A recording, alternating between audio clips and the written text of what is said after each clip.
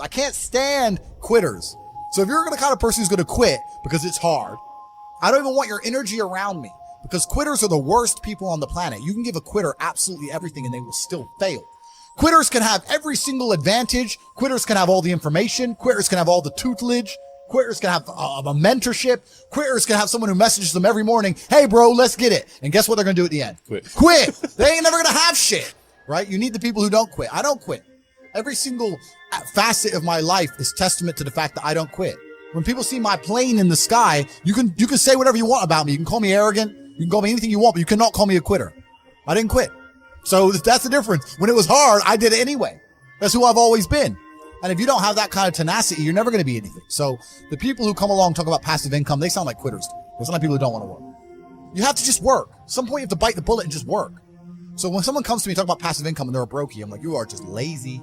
You are lazy. You will never get anywhere. Lazy people never get anywhere in life. Doesn't matter what it is. Doesn't matter if it's tennis or money. If you're lazy, you're never going to get it. I love work. I'm ready to work. I'll dig a hole. If you start with a good team, you're going to make it. That's really true. Brotherhood in and of itself is so valuable. If you sit around with 20 people and none of them are lazy and none of them are snakes, you're going to be fine. I think follow your passion is also a terrible piece of advice. People say, hey man, you need to find what you're passionate about and do that. And what they're trying to say is only do what you like, because you have no motivation to do anything else.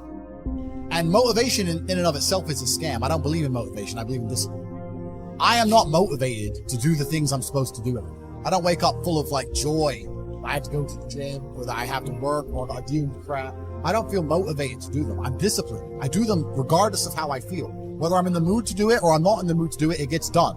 That's discipline. Discipline's a real thing. Motivation is fleeting. Yeah. You're never going to be permanently motivated. So if someone comes along and says, oh, do what you're passionate about, what they're saying is you'll have endless motivation and you'll be able to try hard.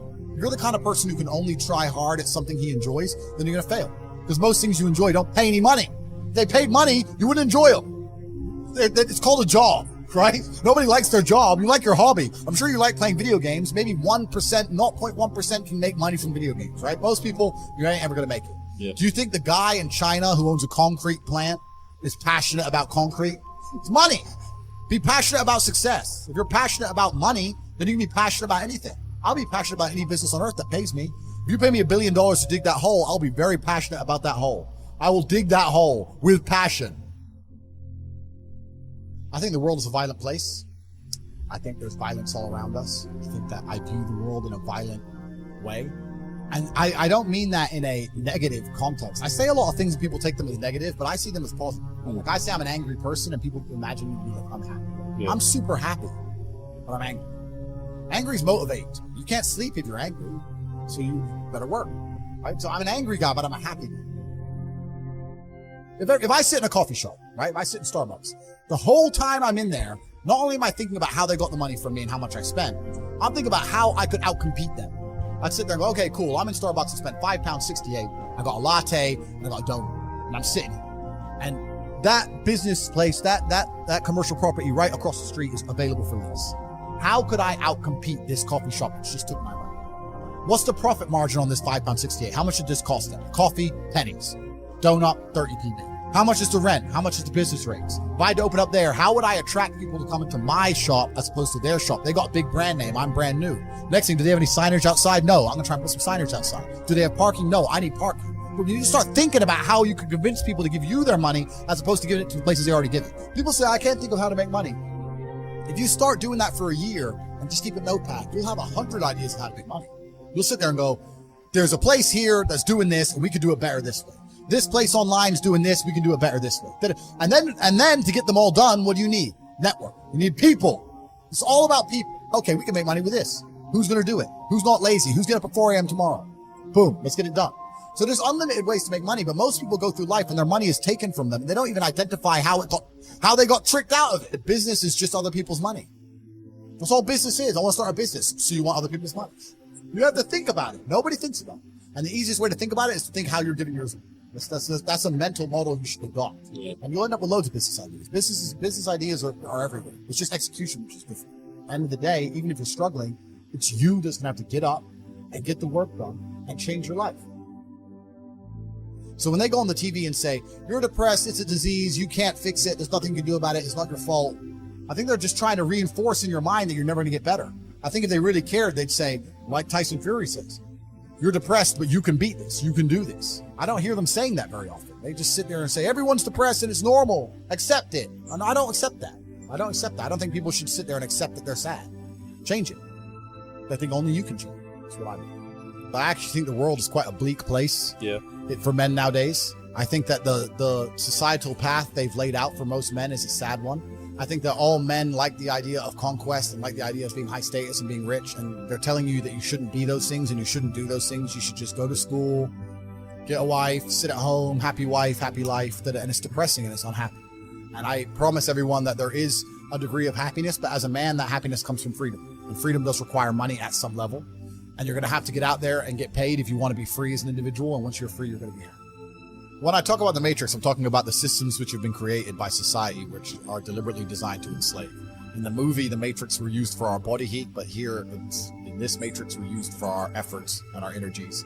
And you're existing inside of a system which is deliberately rigged to make the rich richer and for the poor to stay poor. Yeah. And you can sit there and get upset about it. You can sit there and cry about it and say the system needs to change, which is what some people do, socialists, XYZ. But I think I know that's a waste of time, right? That's futile. The best thing to do is to understand the rules of the game and find a way to win. So yes, the game is rigged. Yes, the rich are always going to get richer.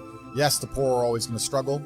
And that's the way the game is set up. So you still need to find the best move on the chessboard. There's no point sitting there saying, I want to play a different game, because that's never going to happen.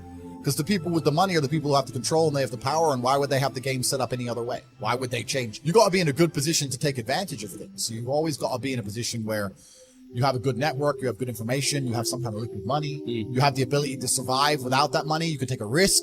Like, it's hard to set yourself up. They teach you things that, the problem is as well, it's difficult because the way that humans work and the way that we've evolved as a species is that we don't really learn lessons unless they're learned the hard way. I believe that unless a lesson is taught the hard way, you're not going to learn it. You can have so many near misses and people won't learn their lesson.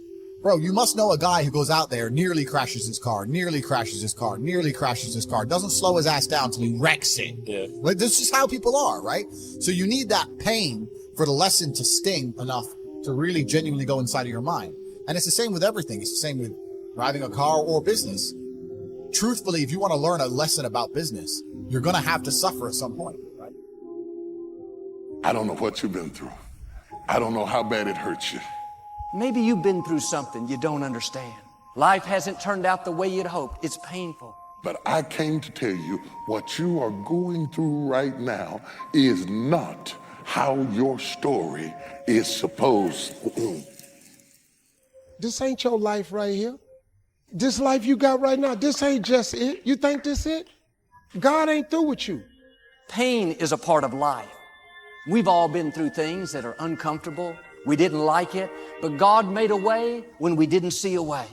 And even though it's painful now, if you'll stay in faith, that will lead you towards your destiny.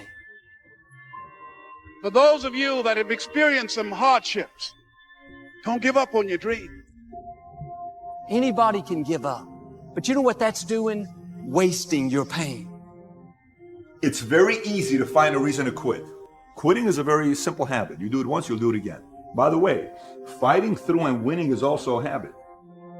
Anything worthwhile takes sacrifice and time. We've all heard the saying, no pain, no gain. Every struggle is making you stronger. Every painful time, it's developing something in you that can only be developed in the tough times. That opposition, those obstacles, that's how you become stronger. We were not created to float through life on flowery beds of ease. Now quit telling yourself you can't take it. You're not weak. You are well able. I'm going to keep a good attitude, knowing that this pain is leading to my gain. The scripture says, rain falls on the just and the unjust. The key is what we do in our times of pain. You can come out bitter or you can come out better. My challenge, don't just go through it, grow through it. We let the conditions around us convince us that we can't reach what we're trying to reach because of circumstances beyond our control. You got to show up for your life regardless of the circumstances. You got to show up in spite of the conversation going on in your mind, because if you don't, nobody else will. 90% of the things entrepreneurs do who win big, no one ever sees. But the same goes for the people that don't make it. No one sees that you're not working. No one sees that you're sitting home watching TV. Only you see that, but there's a key. Time, sacrifice, and effort. There's a patience that goes with that.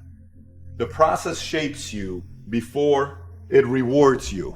So who you become in the process is by far more valuable than all the valuables you'll ever make. And here's why. The greatest value in life is not what you get. The greatest value in life is what you become. Our problem today is that we have generations of people who like to talk about increase and expansion, but they think like decrease and survival.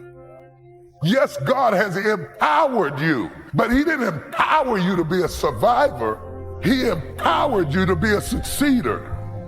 God did not create us to give up when it gets hard. And if you will shake off the self-pity, then God will not only bring you out, He will bring you out better off than you were before. We've all had bad breaks. We can all find a reason to live offended, press past those lonely nights. Amazing things await you if you just don't settle. Don't let good enough become good enough. Get your fire back and go after the destiny that belongs to you. If you're going to fulfill your destiny, you have to have a made-up mind that no matter what comes against you, you're going to keep pressing forward, looking for your next victory.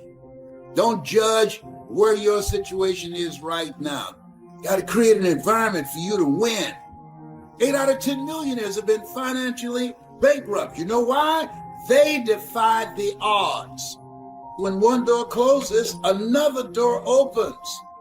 When something happens to you and interrupt what you are now doing, you can make a decision. You know what? I'm going to still find a way to win.